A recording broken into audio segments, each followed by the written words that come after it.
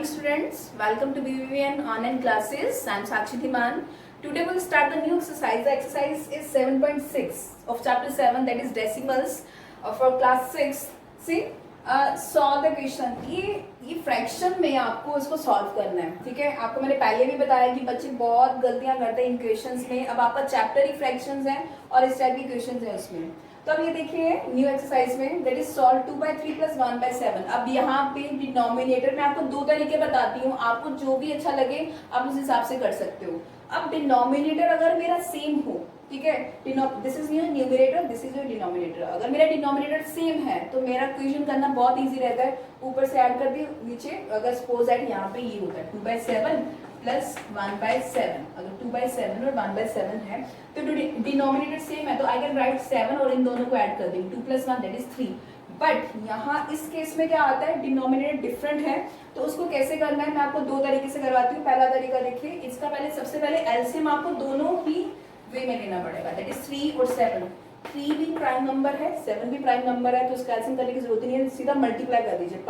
Prime number जो है वो अपनी फैक्टर के साथ डिविजिबल होते हैं ना, तो इसलिए इसको मल्टीप्लाई कर दीजिए। 7 3 = 21। अगर आप इसका एलसीएम भी करते हो सपोज दैट 3 और 7 का, ऑब्वियसली आप 3 से करोगे, 3 1 ज़ा 7 का एज इट इज लिखोगे 7 1 ज़ा, ठीक है। 7 3 = 21, तो एलसीएम 21 आया आपका। तो डायरेक्टली जब प्राइम नंबर्स होते हैं तो मल्टीप्लाई करके लिख दीजिए, वही उसका एलसीएम होता है।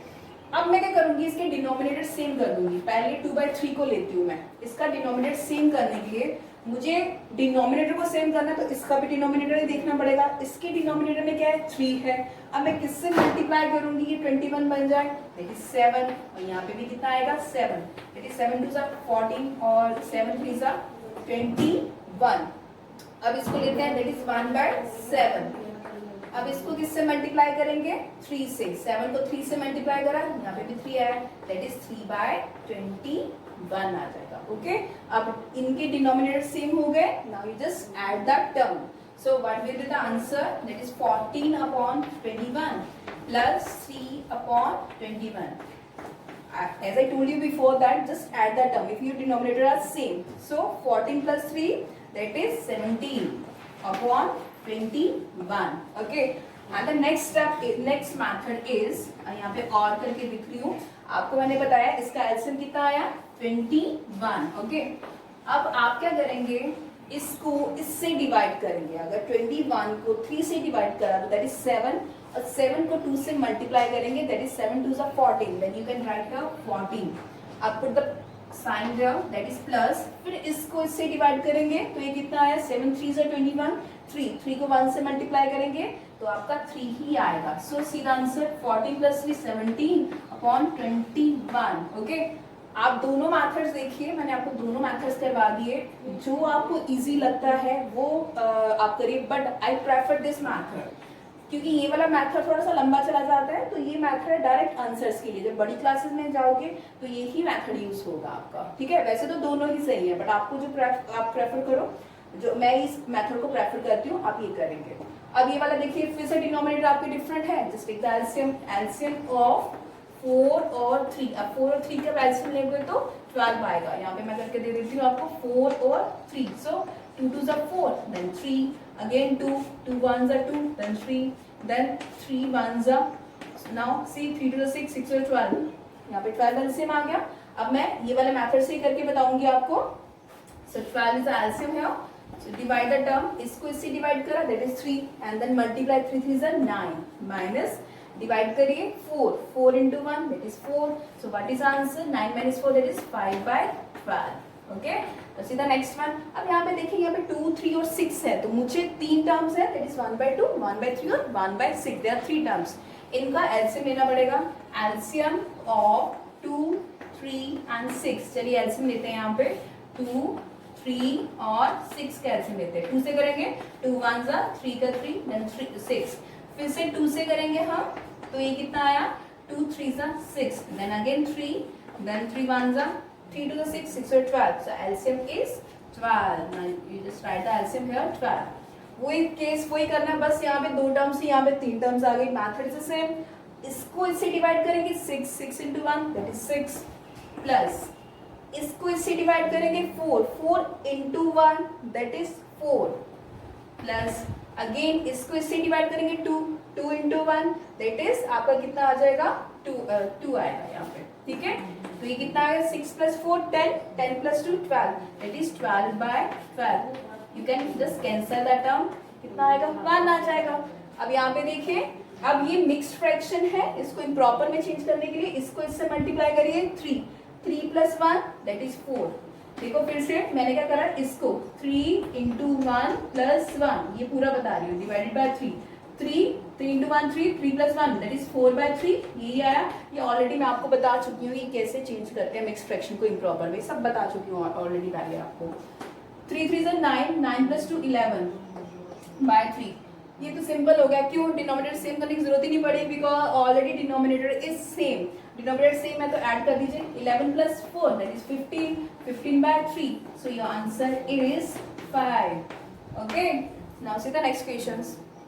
क्वेश्चन देखिए, तो question number 2, Sarita bought 2/5 metre of ribbon. Sarita ने 2/5 मीटर रिबन लिया और ललिता ने क्या लिया 3/4 मीटर रिबन लिया। ओके, और उसके कहता है what is the total length of ribbon, आपको टोटल लेना। अभी जैसे मैं अभी बताती हूँ मैं, जैसे अगर सपोज दैट अगर ये तो फ्रैक्शन में है, अगर एक ने 2 मीटर लिया है और एक ने 3 मीटर लिया, तो अगर मैं ये बोलूंगी टोटल कितना हुआ तो आप क्या करोगे ऐड करोगे। तो बस ये क्या है, ये फ्रैक्शन में है और इसको आपको ऐड करके बताना है। तो जैसे मैंने यहाँ पे लिखा है रिबन बॉट बाय सरिता, सरिता ने कितना लिया था 2/5 मीटर। ओके, तो हम पूरा मीटर नहीं लिख के एम लिख सकते हैं।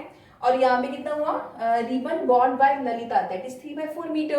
ओके, अब क्या लिखेंगे टोटल लेंथ ऑफ रिबन। अगर टोटल लेंथ निकालनी तो अभी जैसे मैंने बताया इनको ऐड करना पड़ेगा, दैट इज 2/5 + 3/4। ओके, अगर 5 और 4 का एलसीएम लें तो कितना आएगा 20 आएगा। दैट इज आप यहाँ पे लिखिए एलसीएम ऑफ 5 और 4 विच इज इक्वल टू 20। अब यहाँ पे सॉल्व करके बता देते हैं आपको। देखो 5 और 4 का है, दैट इज 2 से करेंगे, 2 2 = 4, अगेन 2 से, दैट इज 2 1 = 2, देन 5 1 = 5। ये जो होता है ये आपका एलसीएम होता है, इनको मल्टीप्लाई करके जो आता है is 5 2 = 10, 10 2 = 20, so I don't have 20। अब क्या करेंगे, ये 5 4 अभी इस टाइप के क्वेश्चंस करवाए हैं मैंने आपको, यहाँ पे मीटर लगाइए, यूनिट्स लगाना इंपॉर्टेंट है। अभी मैंने आपको इस टाइप के क्वेश्चंस करवाए थे इसी एक्सरसाइज के, कि जब डिफरेंट फ्रैक्शंस हो जाते हैं, मतलब डिनोमिनेटर डिफरेंट हो जाते हैं, तो उसको कैसे ऐड या सब्ट्रैक्ट करते हैं। ठीक है, बस ये डिफरेंट डिनोमिनेटर्स है, इसको कैसे ऐड और सब्ट्रैक्ट करना है, इनका एलसीएम ले लिया। मैंने 2 तरीके बताए थे, जैसे जो वे आपको अच्छा लगे आप उसी वे से कर सकते हो। इसको इससे डिवाइड करा दैट इज 4। ओके, 4 5 = 20, देन 4 इसको इससे डिवाइड करके जो होता है ऊपर मल्टीप्लाई कर देते 4 2 = 8, तो यहाँ पे कितना हो गया 8 आ गया। अब इसको इससे डिवाइड करें 5 5 3 दैट इज 15। ओके, तो ये कितना हुआ 23 और 20, तो ये कितना है 23/20 आ गया। ओके, तो अब ये क्या करेंगे, इसको अगर ये कैंसिल होता है तो आप काट लीजिए, अगर नहीं कैंसिल होता तो एज इट इज रहने दीजिए। यहाँ कई बार ऐसा होता है कि जैसे फ्रैक्शन में आ गया ना, और आपको अगर पीछे अगर आंसर दिया हो सकता है उसने मिक्स्ड फ्रैक्शन में दिया हो, अगर इतना रहने देते हो तभी आपका सही है। बट अगर आपको मिक्स्ड फ्रैक्शन में दिया है तो आप इसको मिक्स्ड फ्रैक्शन में भी चेंज कर सकते हो।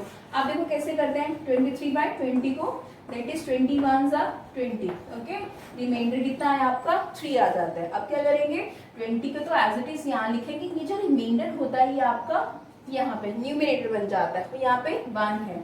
अब देखिए 20 × 1 दैट इज 20, 20 + 3 23/20। और मिक्स्ड फ्रैक्शन इम्प्रॉपर को मैंने मिक्स्ड फ्रैक्शन में चेंज करना आपको सिखाया हुआ है, और मिक्स्ड को इम्प्रॉपर में चेंज करना ये ऑलरेडी आपको सिखाया, और इसके साथ आप लगा दीजिए मीटर, क्योंकि ये मीटर में है। ठीक है, तो अब ये कहता है टोटल लेंथ ऑफ रिबन, आपको ये कितना आ गया दैट इज 1/3/4 लिख लीजिए, therefore total length of ribbon is equal to 1/3/20 metre. Okay, see the next question. Question number 3, Naina was given 1/2 piece of cake. ये मिक्स्ड फ्रैक्शन में दिया आपको, इसको इम्प्रॉपर में चेंज करना पड़ेगा। And Najma was given 1/3 piece of cake, find the total amount of cake given to both of them. फिर से टोटल आ गया, टोटल मतलब दोनों को ऐड करके बताना पड़ेगा। ठीक है, तो आप सबसे पहले लिखिए cake taken by that is Naina. Okay, कितना हुआ उसका 1/2, आप लिख लीजिए 1/2 पीस। इट मीन्स दैट आप इसको करेंगे मिक्स फ्रैक्शन को इम्प्रॉपर में चेंज करेंगे, इसको मल्टीप्लाई करेंगे दैट इज 2, इसको ऐड करेंगे 3/2। ठीक है, पीस इतना उसको नजमा को इसको दिए दैट इज नैना को दिए। अब नजमा की बात आती है cake taken by Najma.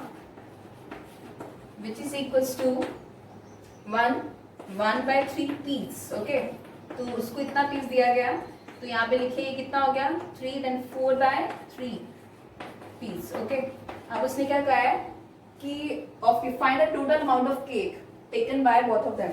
Total amount of cake that is given to both of them, total amount of cake given to both of them, given to both of them। अब दोनों को कितना दिया गया, ठीक है, वो निकालने के लिए अभी जस्ट बताया, ऐड कर दीजिए। ये कितना है आपका 3/2 प्लस 4/3, और क्या करना पड़ेगा, डिनोमिनेटर डिफरेंट है तो एलसीएम लेना पड़ेगा। 3 और 2 का एलसीएम लेंगे दैट इज 6, इसको डिवाइड करा 3। ओके, 3 को यहाँ पे इसको इससे डिवाइड करा 3 को 3 से मल्टीप्लाई करेंगे दैट इज 9, प्लस इसको इसके डिवाइड करा 2 इंटू 4 दैट इज 8, तो ये कितना आया 17/6। ओके, इतना पीस। अगर आपको क्या कहते हैं इसको, ये तो आपको ये आ गया 17/6। अब क्वेश्चन के डिमांड के हिसाब से ये किस में है आपका, ये मिक्स फ्रैक्शन में है, ठीक है, तो आप इसको आंसर भी इसका मिक्स फ्रैक्शन में, क्योंकि बहुत सारे बच्चे कंफ्यूज हो रहे हैं। अगर मैं 17/6 लिखूंगी और पीछे से आंसर देखेंगे तो वो बोलेंगे इसका आंसर तो मिक्स फ्रैक्शन में दे रखा, मैम ने यहाँ पे ऐसे दे रखा है, तो उससे कंफ्यूज नहीं होना, इसको मिक्स फ्रैक्शन में चेंज कर लीजिए। देखिए यहाँ पे 17/6 है। ओके, तो ये कितना हो गया आपका 6 3 × 18 होता है, तो 6 2 × 12, तो 18 तो इसके आ नहीं सकते, तो 12 आएगा, तो ये कितना आएगा आपका 5 आ जाएगा। तो उसको कैसे लिखते हैं मिक्स फ्रैक्शन में, यहाँ पे जो ये तो यहाँ पे डिनोमिनेटर में तो 6 ही रहेगा, ये जो रिमाइंडर है ये यहाँ आ जाएगा और यहाँ पे आ जाएगा। इसको मल्टीप्लाई करिए 6 + 12, 12 + 5 दैट इज 17, तो इसको आप इसमें भी लिख सकते हैं, ठीक है। अभी मैंने जो आपके क्वेश्चंस हैं 7.6 के ज्यादा काम नहीं दूंगी, बिकॉज उसका जो फर्स्ट पार्ट है देयर आर 5 और 6 क्वेश्चंस आर देयर, और ये 3-4 और मैंने क्वेश्चंस करवाए हैं, ये आप अपनी कॉपी में करेंगे। तो इसकी जो रिमेनिंग क्वेश्चंस है हम नेक्स्ट वीडियो में करेंगे। Okay, till then thank you.